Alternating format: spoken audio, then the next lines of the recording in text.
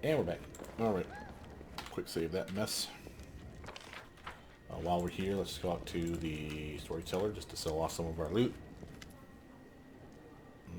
Found shards or anything. Some relics.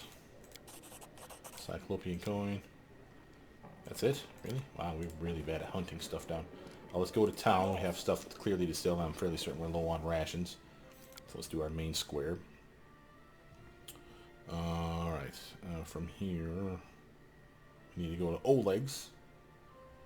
So we'll have to either see if we can teleport, if that's faster, or if just running up the road is faster. So remember, both places have a teleportation circle, but we don't have our village near Oleg's. It's kind of off in the corner. So we'll have to teleport over there, see how fast it is to travel. And of course, we'll see how fast it is to travel from where we're standing in our capital. Whichever one's faster will be the one we leave from. From here... see what you have. Keeping that, and making sure we're not selling like a unicorn horn or something silly. Don't look like it. Alright, and, oh. We got stuff we can sell, though. There's a Menace, Cold Iron, Dorraj +3, Bracers +4. We'll keep the +5 ones. I don't need the Physical Might Belt +2 anymore. The +2 Psi can go. And bring a Reckless Courage, keeping that. Oh, I never showed you the Black Fur Cloak, so just so you guys see this one. +2 Stealth, 30 Cold Resistance. Not the worst thing ever. You know, it's one of those that still is kind of like, really? But it sells for good money. And that's really the take-home message here, in my opinion. Alright, I feel good about that. How are we doing on... oh, hell, we're not even really low on rations right now. We got like one shy. There we go. Get yourself up to 12. Cool, cool. Alright, so again, Oleg's. And we'll see what we have to see from there. I'm okay with taking the same team. They've been crushing it. Why ruin a good thing, you know? And since everyone, even the people back in base, are getting free level ups and XP, there's no reason not to take whoever you're happy with. Just make sure to gear up your other teammates is the only real concern that I have. So we are doing... oh yeah, we're definitely going to teleport, because this will take... oh hell. Knock knock. Never mind. Main square. That was dumb of me. I forgot it was a knock knock mission. My bad. My bad. Alright, let's see.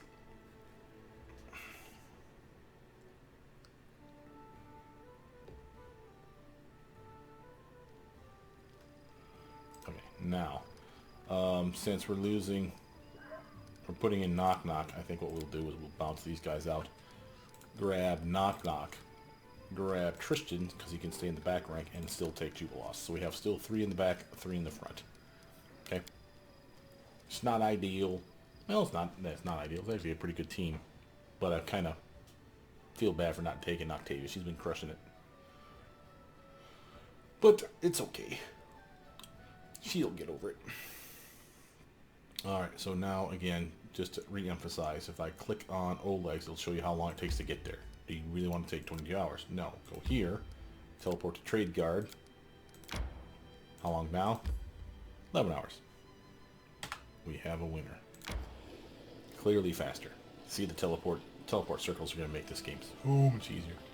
And again, some of the other stuff that used to be in this game, this wasn't in the original version of the game. So the teleport circles are a really, really nice addition. So that's baller. They've added the aviaries, which again we need enough espionage to get those, if I'm not mistaken. We still don't have that post even unlocked yet. But that's the one that you can only make them in your towns. That's why we're having our towns on the edge. When you do the aviaries, you can actually do all your throne room stuff from out in the field, with the exception of obviously meeting them. Oh, I forgot we had stuff here. You stumble across an ugly scene, a ragged pile of goblins.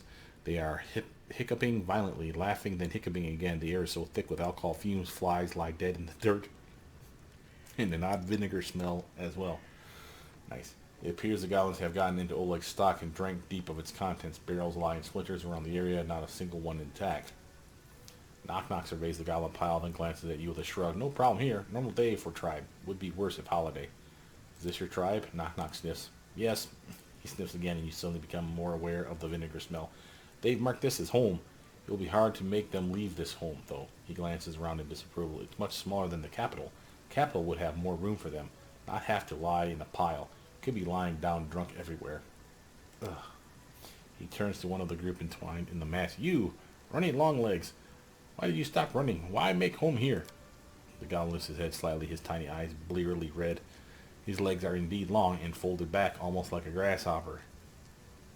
Kind of weird. Kept getting chased, no place to settle down. Got hungry, then caught. Then we sent here, and now caught by who? Big Shanks, bigger than you. Long legs, blinks and scratches the side of his head with his foot. Fatter, smelled better, big club. Was eating sheep. We tried to share his sheep with us by taking one, a small one, in the night while he snore. But we not asked first, so he got mad. Oh shit. After eating half of us, he got so full he ready to trade. He say if we find him something to wash other goblins down with because they still squirming in his gut, he let us go. We knew a place here at post, but had to sample kegs to be sure. Some appreciation, that is. Look, you can't just serve any old swill to that monster that swallowed your friends. You have to be sure it'll complement such coarse meat. Perhaps I should write a guide on pairing drinks with goblin cuisine. Make them leave or I'll do it myself. Listen, Knock Knock, big hero. You do not what Knock Knock say, but Knock Knock frowns, his ears twitching. Tell me where Big Shanks now. When he expect you back? Did Big Shanks follow you? And there's Big Shanks. Holy shit. At that moment, there's another waft of foul air and a shadow falls on the ground. All the goblins in the pile lift their heads at the new arrival, a towering hill giant with mismatched coveralls, a necklace of hands and skulls, oh, dude, and a makeshift club composed of several timbers tied together with rope. That's a quality weapon right there. He looks very, very angry, not just at the pile of goblins, but the splintered empty barrels. Grant your booze, man. At him, Longlegs says unhelpfully. You're trespassing. Yeah, that's gonna go big. Let's kill this beast. Knock Knock, be ready. Hill Giant turns to you as if in challenge, points to himself and gives a rumbling growl akin to and then turns to the goblins. His hand clenches on his club and the growl grows louder. He points at the goblins, then points at his belly, the intent clear. Get in my belly! The goblins do not respond, not even Longlegs. Their eyes remain wide, frozen. Suddenly Longlegs makes a high-pitched squeak and points to Knock Knock. He our leader. He a hero. He make us drink everything we promised. Also, he made us eat your sheep. Eat him, an ugly friend. Fuck you, man. Dick. No honor among goblins. Alright, Munguk, the hill giant, snarls, lifts his club, then turns to you and Knock Knock and thrusts out his chin, pounding his chest and giving a thundering series of grunts that sound like a challenge. Knock Knock blinks. Munguk, says not in the mood to share. He says the half-shanks are their guts his to eat. You can understand him? I can. Knock Knock seems embarrassed. Got caught by hill giants once, kept as a toy for their kid, until it ran away. Hearing Knock Knock's words, Tristan winces and shakes his head sadly.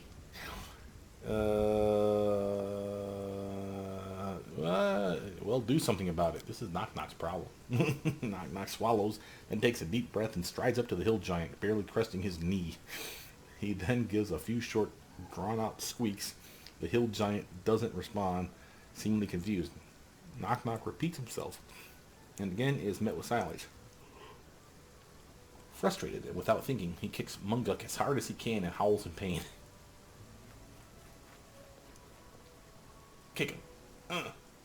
Munguk seems oblivious to the kick, but glances down at Knock Knock, who is now holding his foot and leaping about, and suddenly a smile slowly cracks Munguk's stained face. It's like watching clay crack. Then he starts chortling as Knock Knock's eyes water. Knock Knock finally stops hopping about and takes a step back, glaring furiously at Munguk. Seeing the goblin become still, the once smiling hill giant begins to grumble angrily, his eyebrows drawing together. Attack him again, Knock Knock.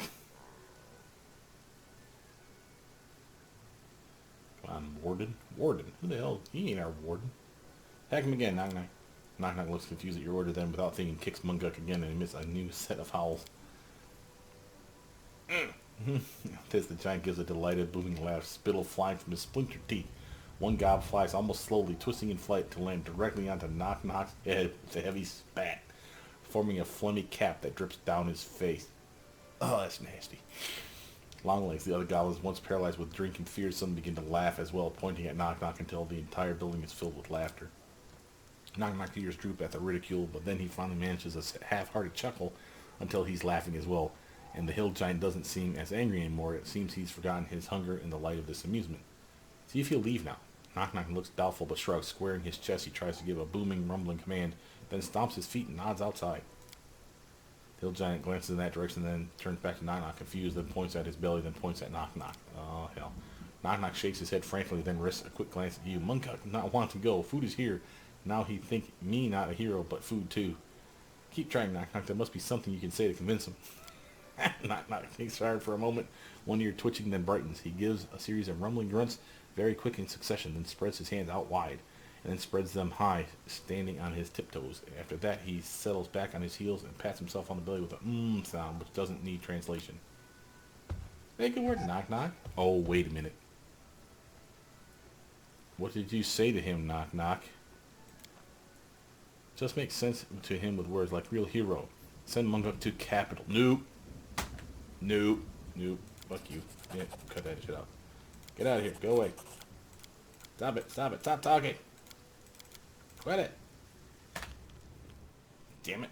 I didn't want to send him to the capital. Oh, for those of you that don't know, there's basically like 2 or 3 different outcomes here. You could either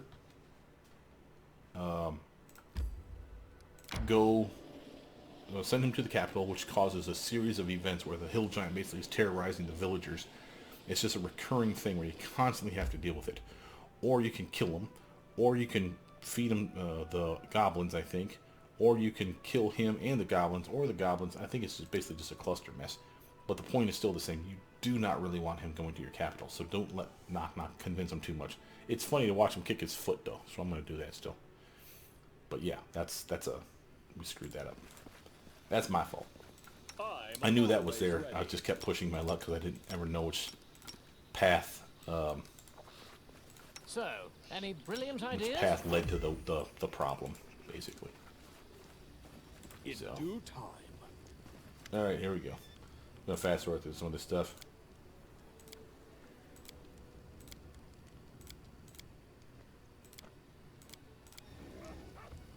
Here's Chubby. I might be ready.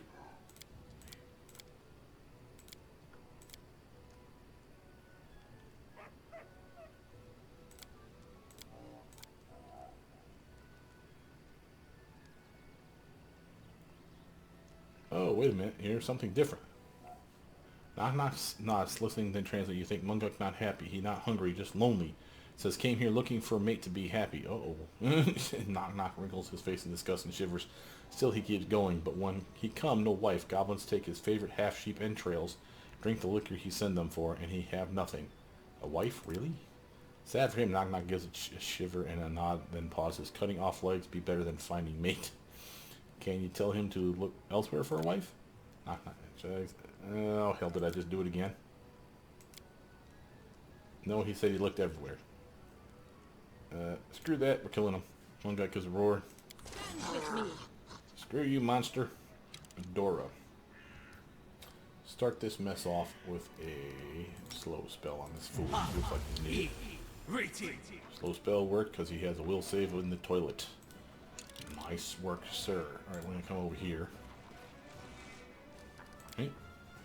Jubilost user. Do not get to take him on like that. Turn around and shoot him. Clever ploy. Oh yeah, that's what I'm talking about. Boom! That's all it took. Longlegs. The goblins seem ready to bolt. You catch Longlegs slowly uncurling himself from the pile, apparently ready to run. You do notice a number of the goblins are looking at Knock Knock with a strange fascination. Dealing with the giant must have impressed them. Knock Knock, deal with your tribe. Okay, so now again, this is the thing where I think we can have the goblins come to our capital-ish. Like we can make a goblin fort or a goblin something or other. I actually kind of don't mind that idea. So Knock Knock, deal with your tribe. Knock Knock steps forward and gives a series of cracking hisses to get attention, and all the goblins stare at him. After their eyes are on him, Knock Knock, his eyes narrowed, goes to each one of them in turn and raps them twice on the head. Hard. They wince, but say nothing except for one feeble groan from a goblin more sober than the rest. Make great deal with you. You need to go to a bigger place or I hit you again. I show you. The goblin stares blankly at this. Knock knock sighs. Me big hero. Follow me. Take you to new place. The goblins nod and begin to untangle themselves, but they are doing what Knock Knock says, some of them rubbing their heads. Knock Knock turns to you. Big hero. Knock Knock. Take care of them. All good. Where are you taking them? Knock Knock pauses as if he's forgotten what happened a few moments ago, and you realize he has. Capital big enough? Yes, capital. Before you can stop him, he turns to the goblins. All you. Go to capital. Knock Knock command you. Go. Oh my. Just Jubilaus standing with his mouth open for a few moments, obviously, at a loss for words. And this is Jubilaus we're talking about here. Then sighs with a defeated look on his face. Oh my. To your horror, the goblins scamper away, running in all directions, but toward the direction of your capital city. Good job, Juby. Knock Knock, you're the best, buddy. Let's steal his stuff and we'll go in here to talk to Oleg. Oh, we can't go in here and talk to Oleg. Holy hell, they decimated his base. Is there anything else here? I don't think so. I think we're done here. And that's the training mannequin. Yeah, so when we do the goblin thing and send them to our city, I think because of this, we can make a new building. The goblin headquarters, goblin barracks, or some shit like that. Which, of course, we will do. Because, again, why wouldn't you be that guy? But, it's a bonus for something. I think it might be a bonus for espionage, which would be awesome. You definitely need that. But, again, it's one of those where your people, let's just put it this way, your people aren't going to be exactly thrilled with your wheelings and dealings. But, screw them. I'm the captain. So I'm the one in charge. You do what I say. Okay, quickly. What happened here? Someone finish something? Brevin Envoy awaits. Okay, something is happening in the capital and you should know about it. Okay, that's why we're heading there now. I think this is the quest with Lady Jamandi, where she tells us, hey, we need your help fighting some pain in the ass or whatever. So, Doraville. Enter. Let's go to the main square first.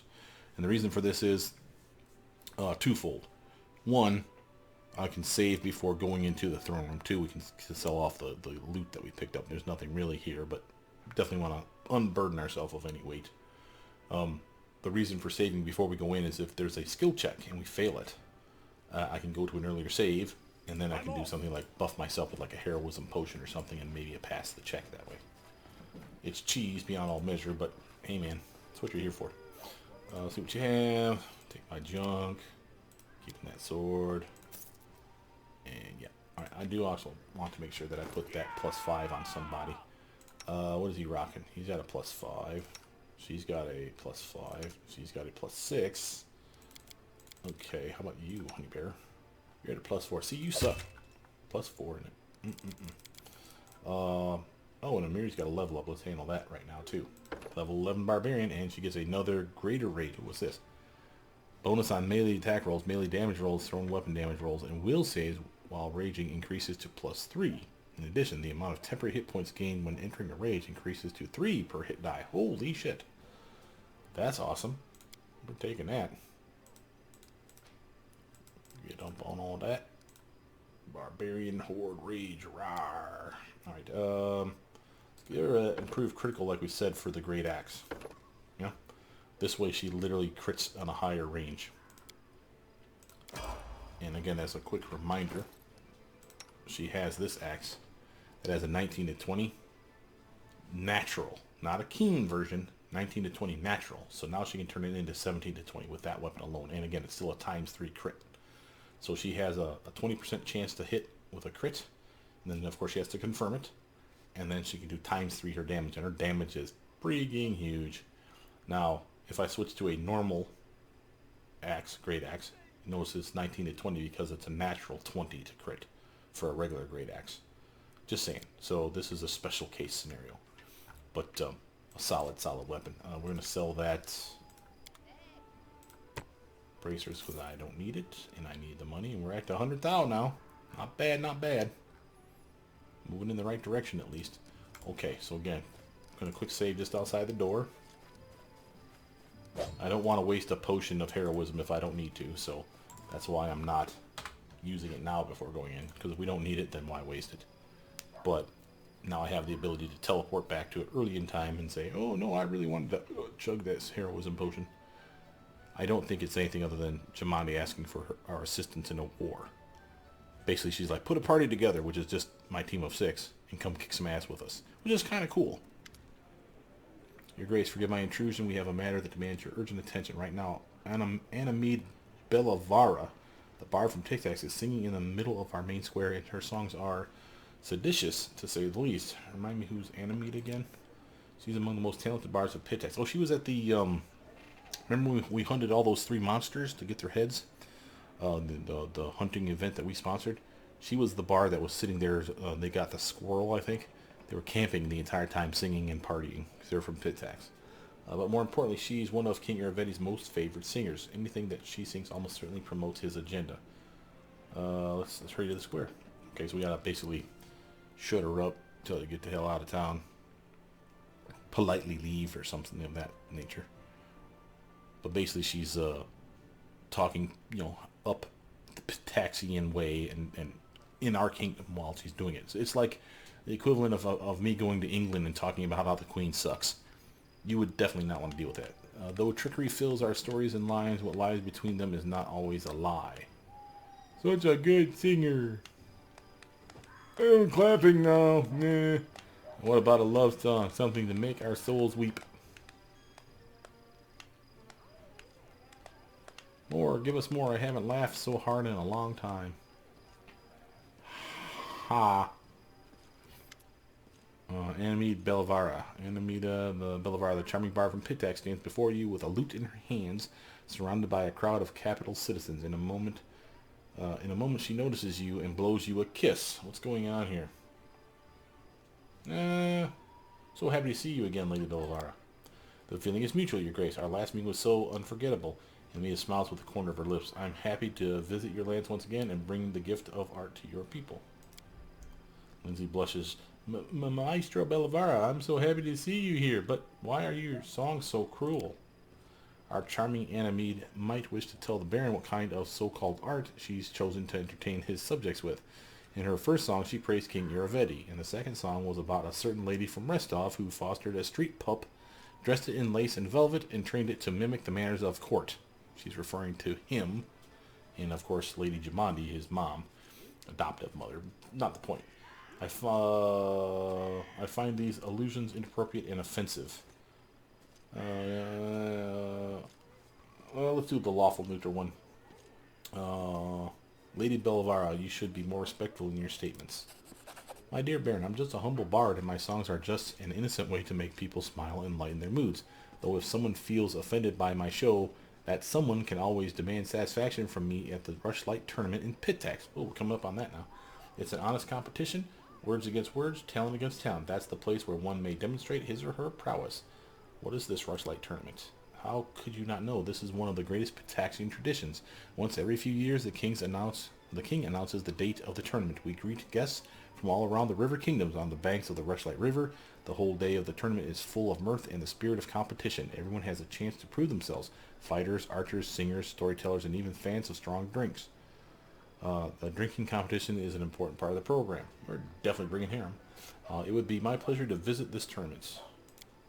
King Iravetti will be happy to hear this. See you in Tic Tacs, then, Your Grace. The bard gives you a teasing glance from under her eyelashes, and then she bows and leaves. She wants me. Peace out. So everything's over already, and I just got here. No, I'm so tired, buddy. Yeah, we'll get Britney Spears here to sing for you. Come back again, sweet Nightingale. I'd be happy to listen to you every day. You guys really need to get out more. You know you got wives. In the crowd, no less.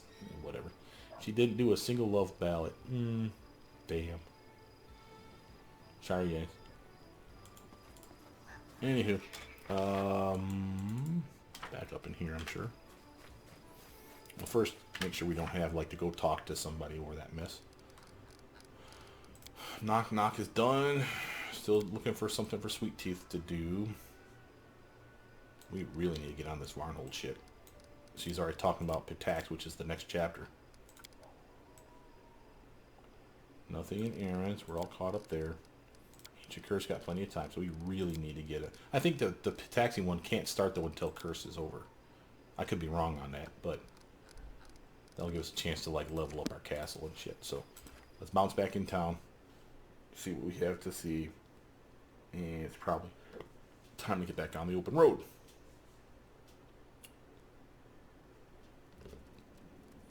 Of course, we want to do a quick once over to make sure we haven't forgotten something. So let's first check our gear, make sure we don't have some better gear dropped off. Nope, doesn't appear to be.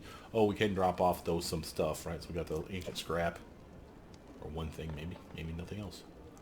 All right. Yeah, I think that's it. Boo, boo on you, sir. What the hell was that glowing thing? Dizzy head. Oh, we can get rid of that shit. All right. Anywho, bet you wanna. What do you got? It says that we have to do. Oh, okay. Brevin Envoy awaits. We got a relations and a culture bonus. We're doing okay. I really wish I could get that Arcana, or sorry, the relations up though. It's going to be the next one. Anybody? Anybody? No. Again, I have 3 days and 6 days. So again, it'll probably be Custon, Tristan, right? We'll come back on the 30th. So we got 6 days to go kick around in what's his face's territory, in Varnhold territory, and then we'll bounce our happy ass back here. So by the end of the month. So, and I'm gonna move some stuff around here just to make sure it's consolidated. I hate when it looks ugly. I can leave that probably behind now too. And I don't know that I need a ruby now that I think about it. So I may check online to prove myself that we don't need that. If that's the case, then I'll straight up sell that thing. Cause that's, again, that's money. All right. Leave. All right, we don't need Knock Knock anymore. I say we go back to our original dream team. She's fun, he's fun. We got sneak attack damage with the 3 of these guys. Got good range. Oh, although I do want to reorder them, like so. He's front rank, so we want to keep him kind of in the middle and go like that. So these guys are in the front 3 spots because I do a tree formation.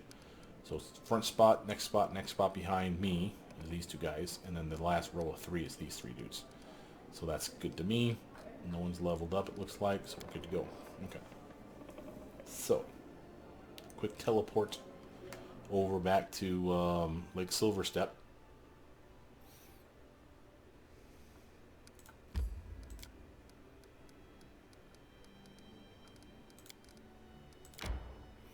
And we'll hit to... Oh, that's the place we came out of, right? That weird... Like we went in here, we went in there, and then ended up there somehow. That was odd. We got Shallow Gulch, Sepulchre of Forgotten Heroes. Oh, we got the Keller Barbarians too. Let's go check out these guys, make sure there's not like some quest. Chatting those guys up. Matter of fact, before we do anything stupid, I'm gonna bounce this way. People are getting tired, but we're okay. My strength fades. It's a nice little bonus to our culture. She's more likely than not the one that's going to get tired first.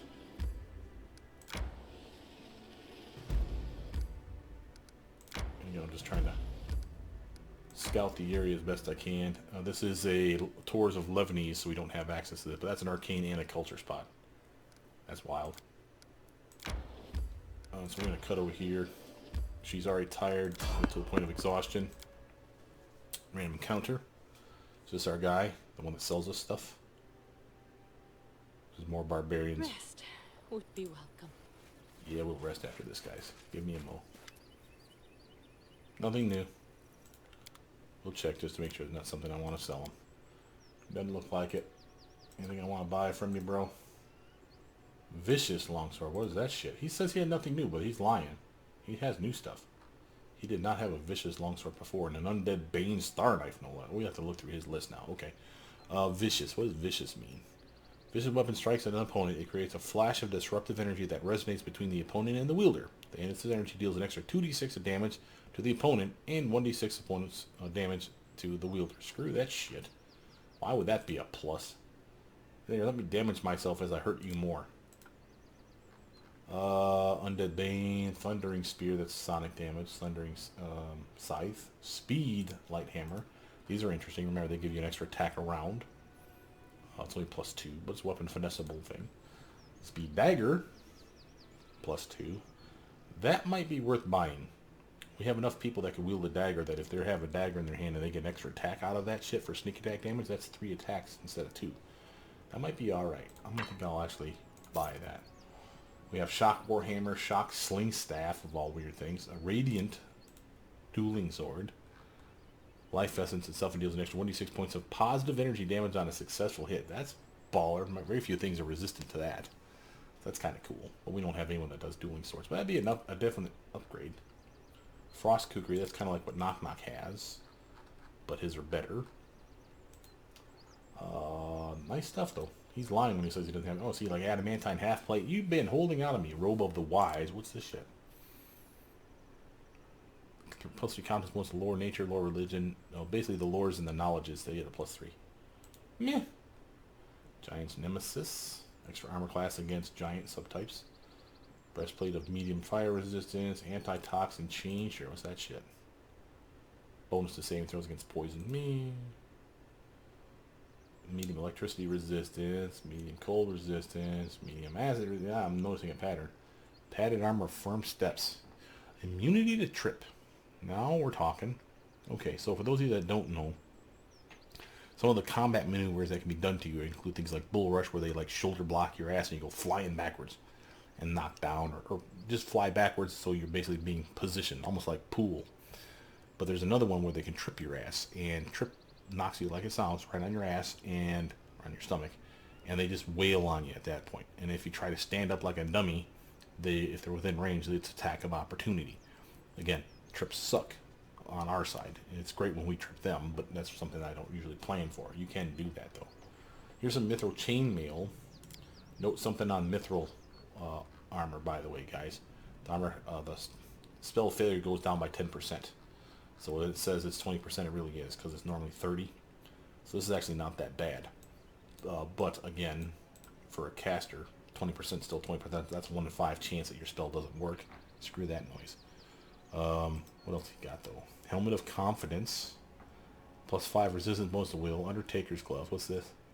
Okay, now we're talking.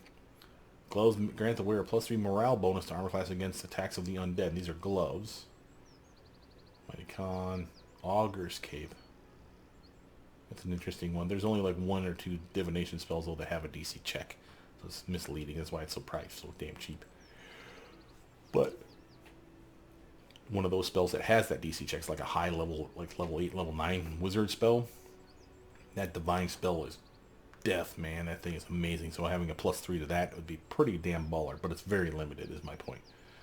We may consider those Undertaker gloves. We'll come back to that. He has all these meta magic rods, scrolls, Airwalk, Ice Storm, Stone. I'm gonna buy some of this.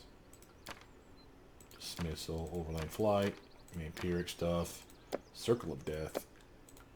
And the reason I'm doing this, for those of you wondering, I know it's blowing your wad. The reason I'm doing this is because I know that we can scribe many of these things into our spell book. Or, if not ours, the other teammates. So, that's not bad. If I were to grab something else here, it would be like the Extend Meta Magic Rod, or a Web Spell, Wand. Would be not bad. They don't last long. The DC check is going to be garbage, but who cares? Even if they pass the DC check, they're in an area where it slows them down. So at the very least, it does have a utility. So let's actually grab that. And then I'm going to grab nothing else, because we're actually losing a lot of money here doing this. But that was awesome. That was a very nice upgrade for us and our team. Let's go by newest, oldest. Give me that web spell. Okay, do I have, you want to do type? And because of the mods I have, if any of our characters can scribe a scroll, if the person selected can scribe a scroll into their spellbook, it turns bright green. So nothing there. How about Jubilos? He can get Overland Flight Angel. We'll take it. How about her? Yeah. Circle of Death. Get yourself some Cloak of Dreams. Dismissal. What the hell did that one say? Ice Storm. Stone skin. Summon large elemental. It doesn't have to be water. Once she describes it into her book, it's summon large elemental, period. And then Vampiric Shadow Shield. She just got a freaking upgrade and a half. You're welcome. Don't say I never buy you nothing. That was a solid upgrade. And again, just to show you her book now. And again, a lot of this stuff will be stuff she can't cast yet. So like, we got Horde Wilting already. Circle of Death is level 6. You can't cast those yet. Cloak of Dreams, Icy Prison, that's the intensified version. But again, she's not a necro person, so Circle of Death is not her forte. Surprised that oh, I forgot to click on her. Damn it. She can cast spells too, all the way up to level 6. And I probably gave her all the spells. Well, all but one. Mass Knock. So she got all the spells that I probably want to give to her. Oops. Oh, well. Case of Rasa, what? But the point is that I want to have as flushed out of spell books as we can. If we have the option of buying the scrolls, and it's not too expensive, I'd rather have them knowing that we're good to go. Let's do a rest, though. Everybody's in position. Let's make ourselves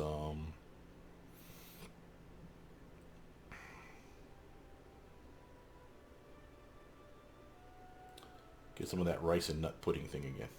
She liked that one. Gave her extra sneak attack die. You know, Jubilost, I believe your bleaching is not a curse, but a gift. You live exactly as long as the world seems interesting to you, and then you leave when you tire of it. A curious observation. I admit I haven't looked at this problem from such a viewpoint. I think I must disagree with you, but you've given me some food for thought. You ain't wrong. I mean, downside of it being an actual curse is the fact that what if, you know, like, yes, they're depressed now. I mean, basically what the bleaching does is when they stop being surprised, if I'm understanding this right, if they stop being surprised or finding new things in their life, they undergo the bleaching, which means their skin goes white, their hair goes white, and they basically, their health goes down, and they finally just straight up die. That's because they're of basically boredom. That's why they always try to do something new and novel. That's why you see a lot of the gnomes are travelers. So, what Harem was just saying to them was, you know, maybe this is a good thing instead of a curse. You know, because as soon as you get bored with this world, it's time for you to pass on. Which is a polite way of thinking about it, I guess. I mean, it's not the way I'd take it, but, you know, whatever. I ain't a gnome, so it's one of those things. The way I look at it, though, would have been, well, while you might be bored today, who's to say that you're going to be more bored tomorrow, you know what I mean? So, the fact that you're dying today from boredom, you could be fine tomorrow, so it makes no sense. Holy hell, we got all kinds of stuff here. And we got a wyvern that's ready to fight us right on the Johnny on the spot. See the red circle under his feet? Watch this. Ready? Wyvern. That's the next guy to fight. So, Jubilost, we need to shoot this guy. The bombs are never going to reach. So, you're going to 5-foot stutter step this way. Now, can you reach with your crossbow? Yes, you can. So get 3 shots off. 1, 2, miss. It's okay. Weapon attacks, puppers. At least Jubilost was able to do something with that. Now, because she attacked those dudes, we want to make sure that she's kind of rushing or interfering with these 2 wyverns, because she's, again, better at defense. That's perfect for me. That means we have to do 1 wyvern jumping our guns. You, sir, might as well come over here. Spit acid in this guy's face. Boom, there's 57 damage, you bastard. She's still better at defense than me, so I want her to take the brunt of it she has to. Harem, you can buff her up with a Shield of Faith, so. Help these wolves out. Proto, you can sneak attack this wolf. Out of my way! Nice. Octavia. Let's stutter step down this way. Okay, so now she's on bow. The bow doesn't have quite the range of a crossbow. It's like 40 feet instead of like 50 or 60. She has spells that have a far range, some of them, but not all of them. So like she can do magic missile. What the hell? Let's just do magic missile. Pop, pop, pop, pop. Nice. Jubilost. 5-foot stutter step. Hit. Will they ever learn? Oh yeah. Oh yeah. Big 2 and 11 damage. Take that, you bastard. I should point out that remember she has this cool staff. And that's what those are right there. Her twice a day fireball, or 3 times a day scorching ray, or one of each. And then she runs out of charges until it kicks back in. So I could, for example, get up on this bastard like so. And it looks like it's just 2 hits, but that's okay. Strike as I am kind of one. surprised that this fire gemstone staff doesn't have like fire damage built into it though. It's kind of like an obvious thing that you think it'd be like 1d6 of fire damage on a strike. But sadly, no joy on that. Dora, why don't you hit him with a slow spell? Oh, he made a will save? You're freaking kidding me. Oh, he's better than I thought. Hey, Rum. Repent! Proto. Dunk Run this them one. through. Thank you. Alright, now, loot the bodies. You never know when they're going to have like a magic ring on them or something. And we can use the skins. And we can use the meat since we're starting packing food around with us. I'm there. Alright. Back on the open road we go. Remember, by the end of the month we need to be back home. So we can't get too far out on the open road here.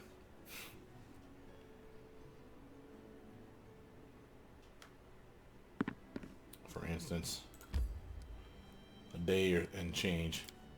So let's say we'll start heading back when it's the 28th, maybe the 27th, so we'll keep an eye out. Remember, the farther we travel here, oh, how the hell do we get there? Alright, well I guess we're going to the Blood Furrows. Just because we happen to be by it.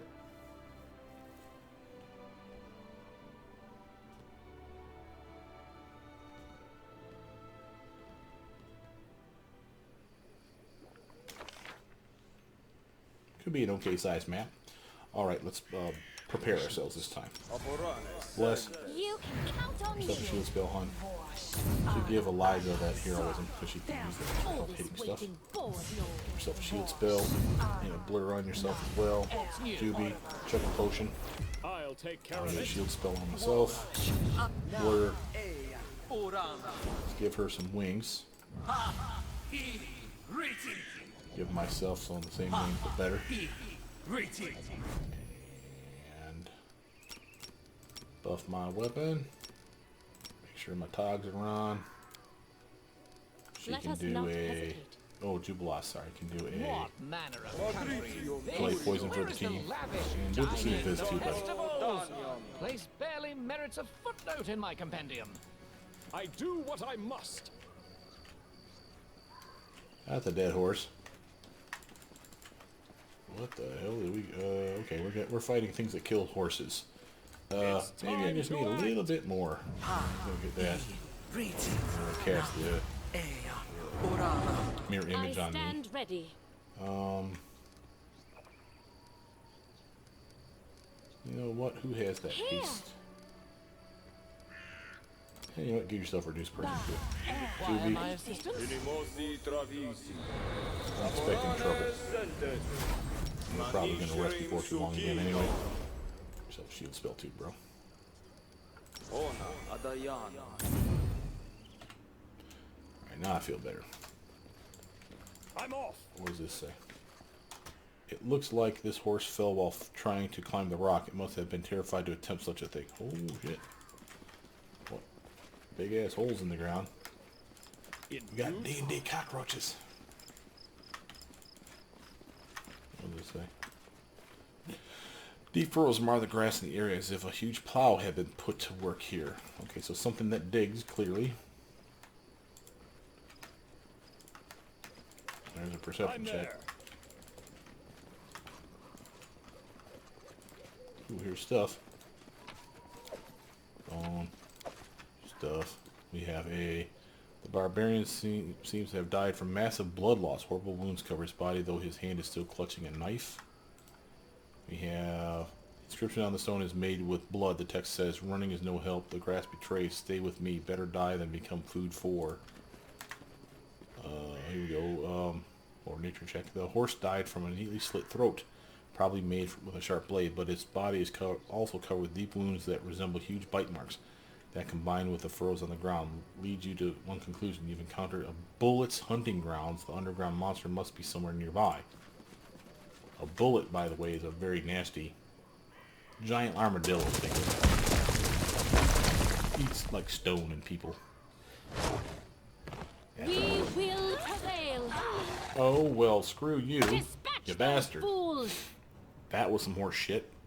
Went right for Octavia, man. I won't let you down. I feel like you're missing some spells here, kid. Yeah. There we go. That's utility.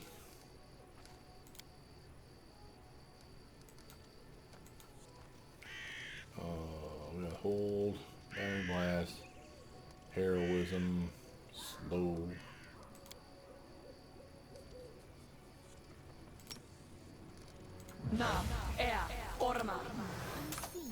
Try and attack me now, you son of a bitch. I'm invisible. Due time.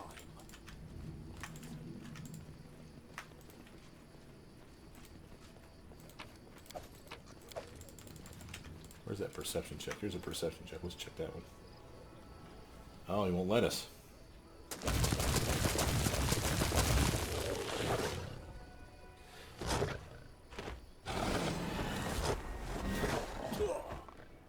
Ooh. Well, okay, Mr. This Man. will hurt. Take that damage. Eliza, get dogs on his ass. Strike Get as over here and help one. me.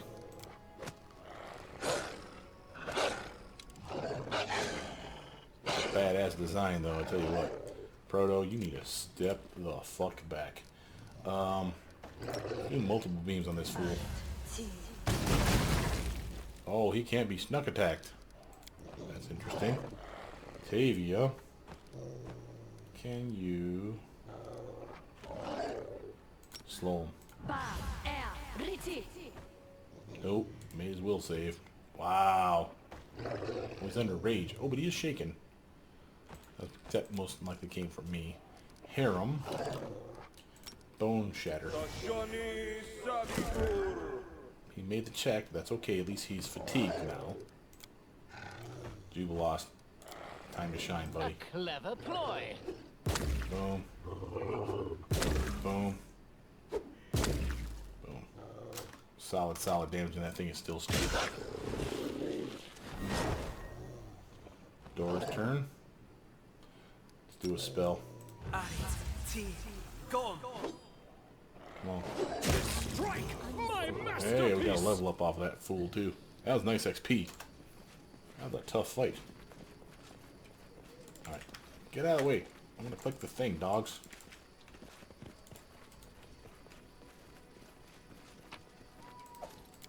I'm there. Got aim of Mighty Fist +3. I have managed. There's a deep hole in the ground made recently. At the bottom you can see a pile of bloody rags that looks like the remnants of barbarians' I clothes. do what I So the must. barbarians are checking the areas out. And these guys came across a bullet and got their ass handed to them. Not surprising, by the way, because bullet, holy hell. I want to scroll through the map, though. See, resistance, treasure. I'm off.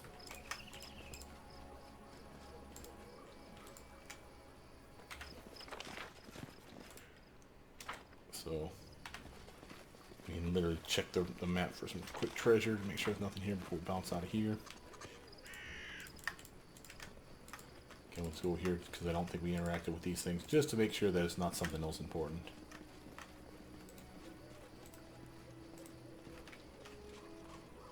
So basically, if I'm understanding this properly, why that horse has been mauled as well as had its throat slit, the barbarians felt pity for their horse that was clearly going to die, so they just killed it quick. That's my guess. That's why the horse over here had its throat slit, because it said it had a neat, nice, clean slit across its throat. even though it had clearly been mauled. I'm guessing he knew the horse was not going to make it, and he's just like, you know, screw that shit. Let's get that level up, though, shall we? Jubilast. Another discovery. Okay, so now we get to the 12s. This could be where he gets some of his freakier mutagen shit. Okay, so let's take a look at this crap. So we have... Yeah. He can grab greater mutagen. So you see what this one does. Now he has 3 mutagens always. So there's one for strength, one for dex, one for con. This is greater mutagen. Now this gives 2 bonuses. A good one and a great one. So you see a +6 and a +4 there. So again, it's the same setup though, where again it'll be a strength, and then it'll be the lesser one will be for dex or for con. Then there'll be one for dex, and it'll either be a choice of strength is a lesser bonus or con is a lesser bonus, or con is real high, and then dex or strength is the lesser bonus. All these are awesome. There's nothing wrong with them. And again, even more armor too. He gets a +4 natural armor instead of the +2, I think is what he was getting. But the point's still the same. Anything that you buff, you will get a -2 penalty on the intelligence side of things. Or the mind side of things. So strength debuffs intelligence by 2. Dexterity bonus will debuff your wisdom by 2. Charisma will get debuffed from having a higher con. Okay. Again, there's nothing wrong with that. I could care less. It's not the point, though. Just be aware that that's going to be something that happens. So again, if you're trying to go balls to the wall, probably going dex con is my guess. Why? Because having a higher dex means he's more likely to hit, better armor too. And then you throw in the fact that now more con means he has a higher fortitude check, and he also has more hit points for many, many minutes of the day. So again, a solid upgrade. Notice when he gets to here, though, any mutagen that he has will persist for 1 hour per caster level. So basically 14 hours a day. And he has 2 mutagens because I have a trait that gave him that extra mutagen. So I don't think that I need this one right now. There's even a better one than that literally buffs all 3 stats. Again, one's going to be +8, then one's going to get a +6, and one's going to get a +4. And again, you can mix and match and choose which ones make sense. But if you really are patient and wait all the way to the end, you can just get straight up true mutagen without getting those other 2 goobers. And true mutagen allows you to straight up just get a +8 to your strength, your dex, or your con. Period. You chug it once a day, and boof, baby, you're golden. And remember, those bonuses stack with belts, because it's not an enhancement, it's an alchemical enhancement, which is a different type of category. Now, remember, we had other stuff we were looking at. A, other bombs, for one. B, cursed bombs, as well as, where's the holy ones? Holy bombs, if you're fighting undead things, or evil things even for that matter. That's a solid choice. But remember, we also had extend potion. Remember, he drinks a potion right now, and thanks to this little bastard right here, enhanced potion, the potion acts as his caster level now. So he's caster level 12. If it's a potion that lasts only for like 1 minute per caster level, normally they're like a 1 minute potion, because again it's caster level 1 usually on those potions. So now for him it'd be 12 minutes. See how useful he is? If I grab this one, then it doubles the duration. So 12 minutes could be 24. If it was an hour per caster level, that's like a mage armor potion. That could be 12 hours. It could be also 24 if he has extend potion too, because they stack, they're combined. Awesome upgrade. Not going to get it. What am I going to get instead? Well, holy bombs, like I said, seems appealing. Preserve organs is interesting in that he can get sneak attack and critical hit protection, 25% each time he grabs this, up to a maximum of 75% chance to just ignore being critted and ignore sneak attack damage coming his way. What does that mean? So if they would normally do sneak attack damage, it'll roll it. Did he get sneak attack damage? It'll say, did they pass his 25, 50, or 75% chance? No. Then he didn't get sneak attacked. He just took normal damage or critted. He didn't crit because he didn't pass his 25 or his 50 or his 75% chance. So again, he's back to being fine. But again, on you how you want to do it. A solid upgrade. I wouldn't mind grabbing it once, and the reason for grabbing it once is because you need at least one to unlock this, as well as level 10, which of course we already are. Mummification is a trippy one. It makes him straight up immune to cold, paralysis, and sleep effects. Poof. He's basically an undead mummy walking around. He's not undead, but he's a mummy. This is a funny reason for doing this, by the way. I thought that was pretty badass. I could give him feral wings, which give him extra armor. It's just like my wings, but he has spells that do this, so that seems like a waste. And again, the grand mutagens and cognitions, those come later. Those are the +6 or +8, +6, +4 ones I mentioned before. So we can ignore that. Spontaneous healing's kind of a meh. Basically, he's allowed to click a button and heal himself as a free action once per round. He can heal for 5 hit points, and he can use that and shut it off, turn it on, I think, as he needs. But the ability to cast his extracts, which are his version of spells, on the team is tied to infusion. This is the one we're grabbing for him. And now he's amazing.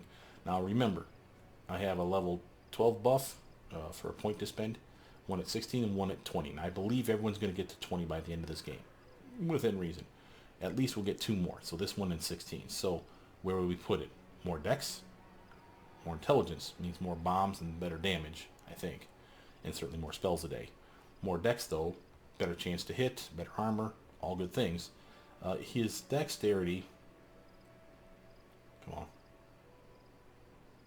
there you go, is actually 14. Notice he has a belt of physical form, right? That's giving him extra.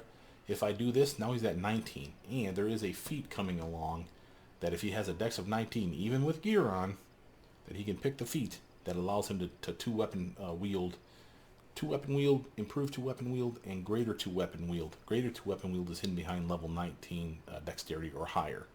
So technically speaking, he qualifies for that, or is pretty damn close. So I'm going to go that route. He's already doing plenty of smarty pants stuff. And again, I have 2 more points to invest in him, so I can put both into intelligence, or 1 more into dexterity and 1 in intelligence, or his strength, you know, whatever. But the point is he's doing fine.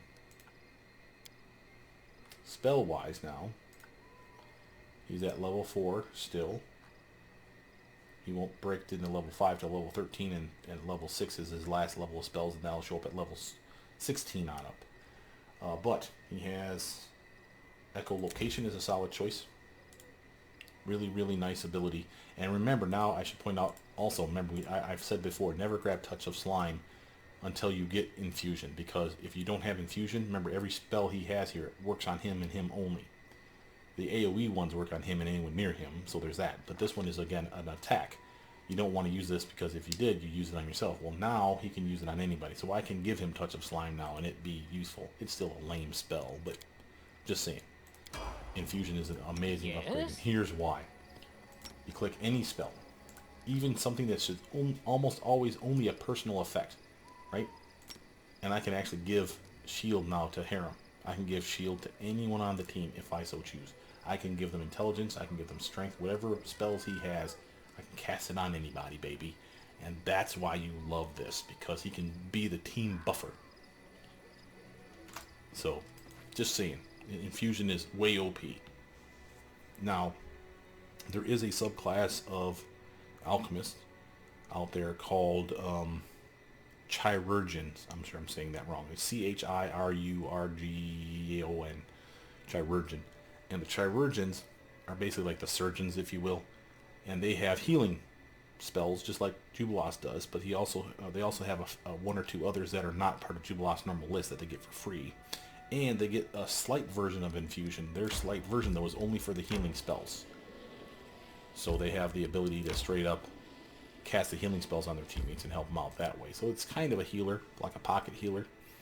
But, again, it's not amazing. And you'd rather have just the whole feat infusion because it's just better. And again, once you get that, then your selective infusion that only works on the heals, who gives a shit? So, my skills are getting rusty. Can do stuff like this now. So she has aid, 10 hit points, and a nice little +1 to her swing. I could slap her with a heroism or all kinds of other stuff. We got a barbarian over here in the pit. Taking it. Guy had $3, 2 herbs, and a scrap of leather on him. Over there. Oh, and I'll take that. So this is one of the other barbarian tribes. Okay, so much like Amiri's tribe, straight up barbarian, raging a-holes. But this is Armag's, part of Armag's tribe. On the low grounds among the hills, some Numerian barbarians had set up camp. While obviously set up recently as a place to rest, it was thoroughly constructed. Along the stake palisade, the Numerians had reinforced their camp with a deep moat. Spotting the body of some unlucky thief at the bottom, it seemed they made a good call. Oops. Guarding the entrance was our old acquaintance Nober, the man whose group we met in the hills previously. While his greeting was none too friendly, he did invite us to enter and led us to meet his leader. We were led to a man named Dagoth, a middle-aged Kelid with a gorgeous mane, once charcoal black, now salt and pepper, as well as bronze skin hardened by sun, wind, and time to point that it almost looked like oak bark. Speaking with assertive tones, he invited us to dine with the Tiger Lords. That was the name of their tribe, and spend the night in their camp. Any business we might have with the tribe, he said, could be discussed in the morning once everyone was rested and refreshed. Sounds good to me. Not wanting to offend the barbarians, who had proven to be commendably hospitable, we accepted the invitation. Within minutes, we were seated by the bonfire with goblets in our hands. As guests, our goblets were wrought of skillfully decorated silver with intricate carvings depicting scenes of battle. Be on guard, Jubilas whispered into the Baron's ear. These savages can be extremely touchy. Follow my example and you may avoid offending them, and an offended Numerian is a bloodthirsty Numerian. The cupbearer filled everyone's goblets with wine. When Dugoth raised his cup, officially starting the feast, the Baron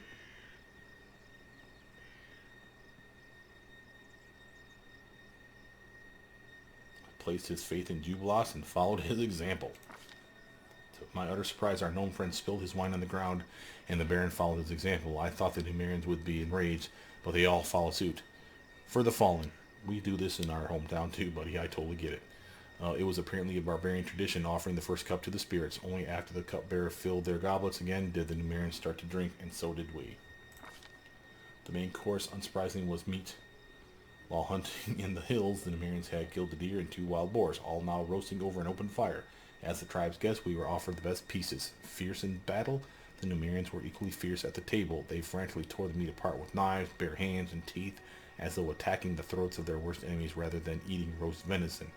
Only one camp inhabitant didn't join the dinner. Far from the festivities, a slim woman wrapped in a gray cloak sat alone, her face hidden behind a piece of cloth. She was so quiet and still, at first I didn't realize she was a living being at all. The Baron asked the Tiger Lords who she was.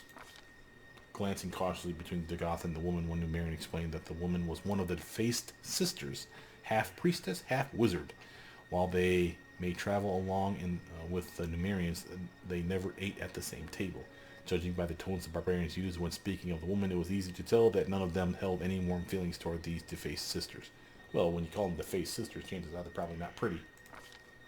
After everyone had eaten their fill, it was time for entertainment. The barbarians began singing a drawling song in their guttural language, known as Hallet. Later, one of the Numerians explained that it was a ballad about a brother and a sister who defeated a huge metal spider. The song that followed was a comedic piece about the adventures of a stupid werewolf. The Numerians all sang it together. It was clear that each of them knew that one by heart. Almost everybody clapped to the rhythm, though some thumped their knife handles on their shields, and our half-orc acquaintance Bolga accompanied the song on a vargan, whatever the hell that is. Once the song was over, the Goth appealed to his guests, us, to surprise our hosts. The Baron decided our best choice would be a friendly sparring match. Athletics 20, we're at 25, we're going to crush it, but demonstration of some magic tricks. These guys don't like the defaced sisters. I'm guessing they're probably not a big fan of magic. Diplomacy, the tale of how we defeated the Stag Lord. Now we're talking. Time to get in with our freaking awesome exploits. And damn right I'm going to do it. Succeeded at the diplomacy check. Our tale of battle and heroic deeds was just what the barbarians were looking for. They listened eagerly, chimed in on each detail, and laughed and clapped at the most epic moments. Even Dagoth found himself smiling and nodding as he listened to our story. 56 XP for the team, bitch. Finally, the drinking and singing came to an end. Only bones remained from the feast, and the bonfire had burned down to ash. Satisfied, the Numerians retired to their tents. Time to pass out. I beg you, I haven't seen my sisters for several days. I'm afraid they may be in trouble. So this is the face sister talking to me. As you approach the barbarian leader, you can't help but overhear part of his conversation with a woman you recognize from the feast before. Her face remains hidden, and she sounds extremely worried. This whole land is nothing but trouble. You want me to risk my life and the lives of my people to do your dirty work? Go ahead. Ask Armagh to give the order. Oh, but Armagh stayed back in Numeria, which means I am the one making the decisions here. Sounds like you don't like Armagh too much. But what about my sisters? Something terrible could happen to them. You sisters insisted on this expedition. So it's your price to pay. With your blood, not ours. Something terrible could happen, you say? It is too late for that. We already lost good men on this pointless journey to nowhere. Whatever Armagh needs, it's not here, and it wasn't here from the start. But you didn't come here for him, did you? You came for your own reasons. You want some magic toy that once belonged to the ancient Cyclops. Well, I'm not leading my men to their deaths for that. Is it me, or does he sound like the guy that was in charge of Fantasy Island back in the day? It's totally how I picture him, too. To Goth. This conversation is over. You want help? Why not ask our guests to help you? If you can afford their rates, that is. As for me, my single remaining goal is to get my people home alive, and well, and as soon as possible. The Goth. The woman leaves sobbing. The Goth turns to you. Good morning. Well, let's get down to business, shall we?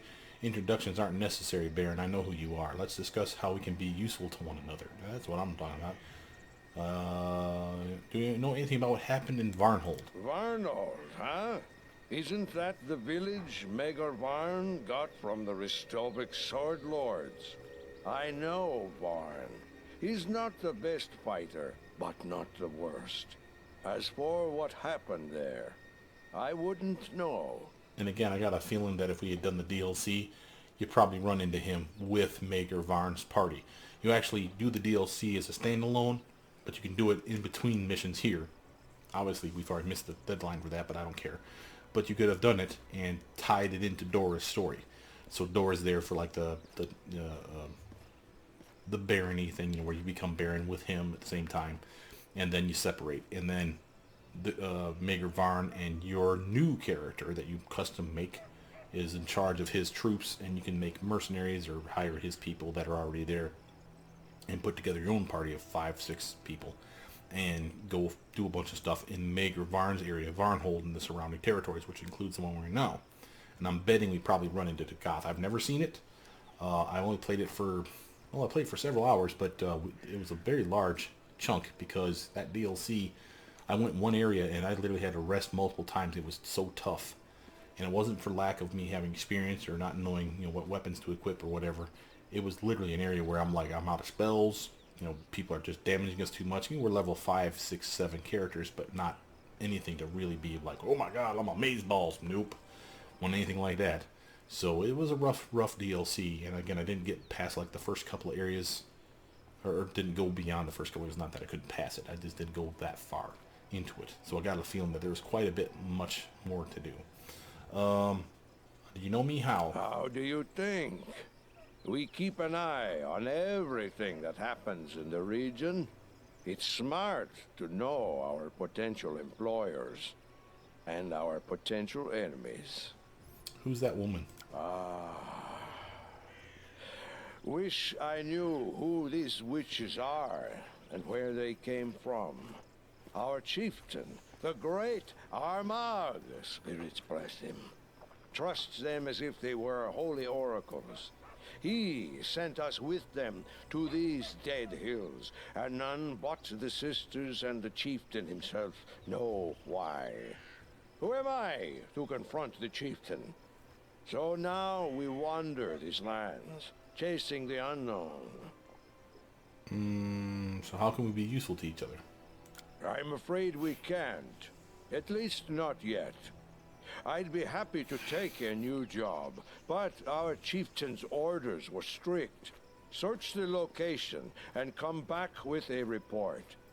But if you could help us here, say, by finding whatever these witch sisters are looking for, or maybe just making them disappear forever, mark my word, Baron, the Tiger Lords never forget those who helped them. I like the sound of that. Alright, there's a whole army of you here. How do you manage to get so far? None of your business, actually. But just to reassure you, we weren't sneaking into your lands without permission, I'll answer. It was magic. The sisters opened some strange tunnel, and we used it to get here from Numeria. Gorham witnessed my words. I'm no coward, but I'd rather march for a month through all the river kingdoms than use that damned tunnel again. It was strange. Wrong. Just like those witches themselves. What are you looking for here? I wish I knew. The sisters are looking for something, but they won't tell anyone what it is. I guess it's some antique that used to belong to the Cyclops. Some magic trinket or something. As for me, the only thing I'm looking for is a good reason to quit this nonsense and return to Numeria as soon as possible. How did it go? Did you find anything of interest? If we did, do you think we'd still be here now? The only thing to be found in these hills is one's own death. A group of my men entered a cave that turned out to be a Spriggan den. They barely survived the encounter. We knew about that one. Also, we found the ruins of some old tower, ancient as the world itself, and useless as this expedition. There is nothing to be found here, except, like I said, for one's own death. Let me ask you a question. Ask away, why not? I don't promise I'll answer, though. What do you know about Cyclops? Not that much. Long ago, these lands were part of their empire. They were a great people back then, used unbelievable magic, and possessed treasures beyond count. Ages passed, and their empire crumbled into dust. Cyclops became wild and forgot all about what they once used to be. But the ruins, yes, the ruins remember everything. I don't know what he said, but I heard unbelievable magic and possessed treasures. Indeed, they remember much. If only they were more eager to share. Indeed, indeed. Tell me about Numeria. Eons ago, stars rained down on Numeria. Pieces of metal, both dead and living ones, fell from the sky. Since then, metal monsters roam those lands, and the grounds hold a wealth of adamantine, among other valuable things. Weaklings don't survive there. As for us, Numerian Kelets, we grew up on that land. We drank its poisoned waters and breathed its toxic air. Metals from the depths infused our bones and muscles. No one can beat us.